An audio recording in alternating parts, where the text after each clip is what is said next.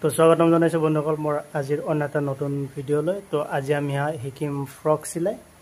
তো আৰু এই ফ্ৰকটো অলপ ডিজাইনেবল হয়। তো মই ইমেজত আপোনালোকক দেখাই আছোঁ, এইটো ছেম ডিজাইন ফ্ৰক মই বনাম। তো ভিডিঅ'টো শেষলৈকে চাই থাকিব, বহুতখিনি নজনা কথা জানিব পাৰিব। ইয়াৰ চিলিপছৰো অলপমান ডিজাইনটো বেলেগ, সেইটোও মই দেখাম। তো ফাৰ্ষ্টতে ফ্ৰকটো কাটিং কৰোঁ, আৰু এইটো হ'ল মোৰ কাপোৰ। আগতে মই হাফ বডিটো কাটিং কৰিম। তো দেখাওঁ আপোনালোকক হাফ বডিটো কেনেকৈ আৰু কিমানখিনি লেন্থত কাটিবলগীয়া হয়। তো তাৰ কাৰণে এইটো মই লাইনিং লৈছোঁ। এইটো হ'ল মোৰ লাইনিং চাৰ্টিন কাপোৰ হয়, আৰু যিটো মেইন কাপোৰ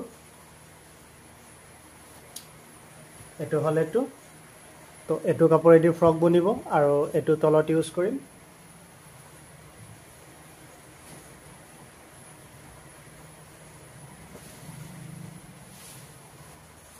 তো ফাৰ্ষ্টতে মই কাপোৰটো এইটো দুটা জাপত লৈছোঁ, আৰু এই দুই জাপটো মই একেলগে এনেকুৱা আকৌ 4 জাপ কৰি দিম। আৰু ধুনীয়াকৈ মিলাই ল'ব কাপোৰটো, যাতে আমাৰ বেকেটেৰা নহয়, বা যিটো ফল্ড কৰিছোঁ বা এই চাইডৰ দুটা ফল্ড আমি একেলগে ৰাখিব লাগিব। ফাৰ্ষ্ট মই কিমানখিনি হাফ বডিটোৰ দীঘল হয় সেইটো মই কাটি ওলাম, তাৰপিছতে মই এটা এটা কৰি পিচ পিচ কৰি ওলাম। তো তাৰ কাৰণে মই কি কৰিম, ফাৰ্ষ্টত প্ৰথম অৱস্থাত ইয়াতে ওপৰত এটা মাৰ্জিন লগাম, আৰু এই মাৰ্জিনটোৰ পৰা আমাৰ যিটো হাফ বডিৰ দীঘল হয় সেইটো হ'ল 15 ইঞ্চি।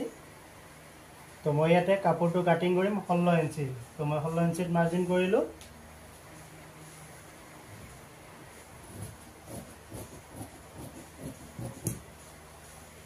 তো আমি এইখিনি কাপোৰ কাটি ওলালোঁ, এইটো আমাৰ হাফ বডিৰ কাৰণে। এতিয়া আমি এই শ্বল্ডাৰৰ এই মাৰ্জিনটোৰ পৰা আনমোলৰ কাৰণে দিম 7 ইঞ্চি,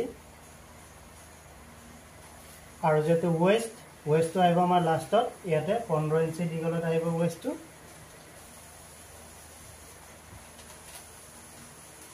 আৰু ইয়াৰ পৰা এতিয়া আমি ল'ম শ্বল্ডাৰ। তো ইয়াৰে শ্বল্ডাৰ আছে মোৰ 15 ইঞ্চি, আৰু নেকৰ বহলটো ৰাখিম 3 ইঞ্চি, আৰু যিটো নেক ডিপটো দিম 6.5 ইঞ্চি, আৰু এইটো বহলটো ৰাখিম 3 ইঞ্চি, আৰু যিটো বডি আছে মোৰ 38 ৰেডি। তো মই 38 ৰেডি ৰাখিব লগা হ'লে 38টো মই 4 ভাগ কৰিব লাগিব। তো ফাৰ্ষ্টত আমি দুভাগ কৰিম। 38টো দুভাগ কৰিলে কিমান আহিব, 19, আৰু এই 19টো আমি আকৌ এনেকৈ দুভাগ কৰিম। ফিতাটো এনেকৈ দুজাপ কৰি লৈ এনেকৈ দুভাগ কৰিম। তো কিমান আহিব, 9.5। তো বডি আমি ৰাখিম ইয়াতে 9.5। তো ৱেষ্ট আছে মোৰ 33 ৱেষ্ট আছে। 33টো মই এনেকৈ দুভাগ কৰিম। এইটো দুভাগ কৰিলোঁ, দুভাগ কৰিলে কিমান আহিল, 16.5। এই 16.5টো আমি আকৌ দুভাগ কৰিম এনেকৈ। তো কিমান আহি আছে, 8.2। তো 33টো আমি 4 ভাগ কৰিলে 8.2 আহিব। তো আমি ৱেষ্টত 8.2 ৰাখিম। আৰু ইয়াতে আমাৰ এটা চেভ আহিব তলত, যেনেকৈ আমি ব্লাউজৰ দিওঁ ঠিক তেনেকুৱা ফ্ৰকতে আহে। তো তাৰে কাৰণে আমি 1 ইঞ্চি এই মাৰ্জিনটোৰ পৰা 1 ইঞ্চি আমি এক্সট্ৰাকৈ ল'ম। এই 1 ইঞ্চি কাপোৰ এক্সট্ৰাকৈ ল'ম, আৰু এই মাৰ্জিনটো আহিব মোৰ ইয়াৰে পৰা 3.5 ইঞ্চি আঁতৰত, আৰু ইয়াৰ শ্বেপটো আহিব 4 ইঞ্চি বা 4.5 ইঞ্চি। মেজাৰমেণ্ট হ'ল। এতিয়া আমি মাৰ্জিন কৰিম।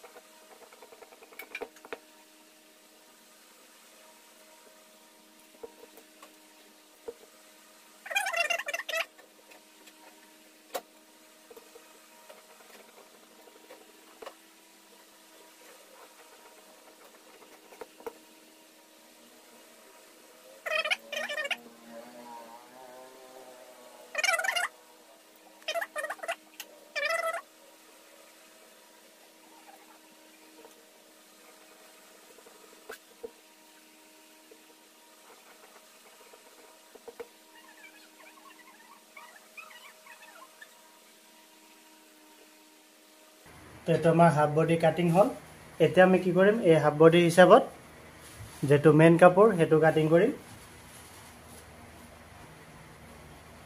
তো ফাৰ্ষ্টত কাপোৰটো আমি ইয়াতে এটা পাৰ্ট পাৰি পেলাই আমি এনেকৈ কাটি ল'ম কাৰণ কিয় এইটো দুটা চিষ্টেমত কাটিব লাগিব নহ'লে আমাৰ যেটো ফুল আছে ফুলবিলাক এটা তলত পৰিব আৰু এটা ওপৰত পৰিব তো ইয়াতে আমাৰ কিমানখিনি কাপোৰ লাগে হেতু হিচাপত আমি আগতে মেজাৰমেণ্ট কৰি লম তো ইমানখিনি কাপোৰ লাগিব ইয়ালৈকে তো এইখিনি কাপোৰ আমি বৰাবৰ এনেকৈ কাট কৰি লম এইটো বৰাবৰ কাট কৰিলো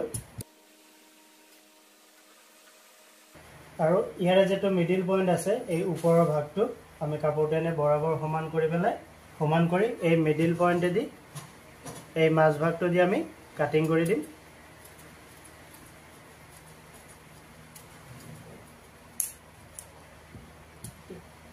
এটো কিয় এনেকৈ কাটিলো সব দ এৰে কাপ এটো কাপোৰটা আমাৰ এনেকুৱা আছিল তো এই যেটো লাইনটো দেখা পাই আছে যদি মই একেলগে দুটা পাট কাটিলো হয় এটা লাইন মোৰ ওপৰ পেনে হলে হয় আৰু এটা পাটৰ তল পেনে হলে হয় হেতু কাৰণে কাপোৰটো মই এনেকৈ দুভাগ কৰি ললো এতিয়া মই কাপোৰটো মিলাই লম তো এই যেটো ফুলৰ লাইনটো আছে এই কাপোৰটো মোৰ এনেকুৱা হ'ব লাগিব এটো হ'ব গলৰ পাৰ্ট তো এই ফুলটো মোৰ ওপৰ পেনে উঠি থাকিব লাগিব মানে কি ফুলটো তলৰ পাই ওপৰ পেনে উঠি আহিছে যেনেকুৱা ধৰক যিকোনো ফুল তলৰ পাই যেনেকৈ উঠি আহে তো এই ফুলটো মোৰ হেনেকুৱা হ'ব লাগিব তাৰ কাৰণে মই কাপোৰটো দু পিস কৰিলো এতিয়া দুটা পিছে মই এনেকৈ দুজাপ কৰিলো এতিয়া এই পাৰ্টটোতে মই ফ্ৰন্ট পাৰ্টটো দিব পাৰো বেক পাৰ্টটো দিব পাৰো কোনো কথা নাই তো মই এটো বেক পাৰ্ট ব্যৱহাৰ কৰিম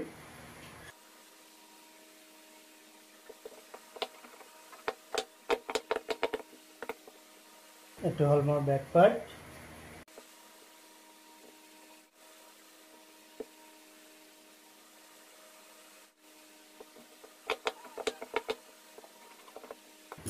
আৰু এটো হল মোৰ ফ্ৰন্ট পাৰ্ট তো যেটো হাফ বডি মোৰ কাটিং হল এতিয়া যেটো মেইন কাপোৰ মানে হাফ বডিৰ তলৰ ভাগটো সেইখিনি মই এতিয়া কাটিং কৰিম তো অলমোস্ট 3 মিটাৰ কাপোৰ আছে 3 মিটাৰত অলপমান কম আছে আৰু মই টোটাল এই ফ্ৰকটোৰ কাৰণে 4 মিটাৰ কাপোৰ আনিছিলো তো এই 3 মিটাৰ কাপোৰেদি আমাৰ ওয়েষ্টৰ পাই গটাই ৰাউণ্ডটো আহিব 3 মিটাৰ কাপোৰ মই দু পিস কৰিম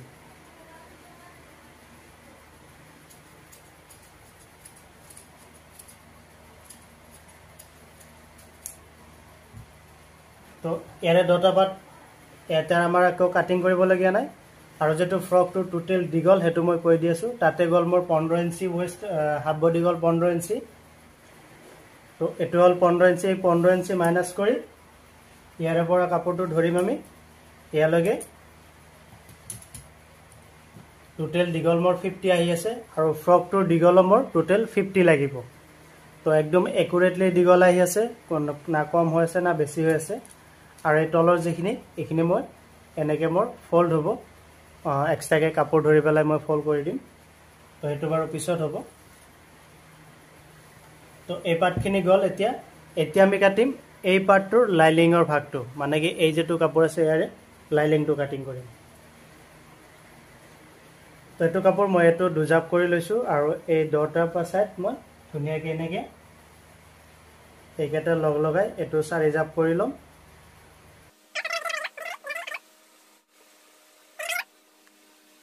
এতিয়া এটো হ'ব মোৰ ওয়েষ্টৰ ভাগ এখিনিৰ পৰা মাৰ্জিন কৰি আমি ওপৰৰ পৰা 15 ইঞ্চি মাইনাস কৰিম মানে 15 ইঞ্চি মাইনাস কৰি এতিয়া যেটো মোৰ টোটাল দীঘল আহিব তো টোটাল দীঘল মোৰ 50 আছে তো মই একদম বৰাবৰ মানে কি লাইলিং আৰু তলৰ কাপোৰ ওপৰৰ কাপোৰটো আৰু লাইলিংটো বৰাবৰ নহয় লাইলিংটো অলপমান শৰ্ট ৰাখিম তো মই লাইলিংটো দিম ইয়াতে 47 মানে 3 ইঞ্চি শৰ্ট ৰাখিম মই ইয়াতে 47 ত মাৰ্জিন কৰিলো আৰু তলত অলপমান সিলাই কাৰণে ৰাখি আমি এটো কাট কৰি দিম আৰু তলৰ সিলাইটো অলপমান ডাঙৰকে দিম তো ইয়াতে দুটাই হল দুটা পাৰ্ট আছে এটো মেইন কাপোৰ আছে মেইন কাপোৰৰ লগত জয়েন হ'ব তো এটো আমাৰ লাইলিং কাটিং হল এটো বডি কাটিং হল আৰু এটো হল মেইন কাপোৰ তো ফ্ৰকটো আমাৰ টোটালি কাটিং হল এতিয়া আমি স্লিভস কাটিং কৰিম আৰু স্লিভসটো অলপমান বেলেগ ডিজাইন তাৰমানে বেল স্লিপছ হ'ব যেটো বেল স্লিপছ বুলি কওঁ আমি নৰ্মেলি বহুত ঘেৰ থাকে তো হেতু স্লিপছ কাটিং কৰিম আৰু স্লিপছ কাটিং ভিডিওটো মই ডেসক্ৰিপচনত লিংক দি দিম তাৰ পৰা আপোনালোকে চাব পাৰিব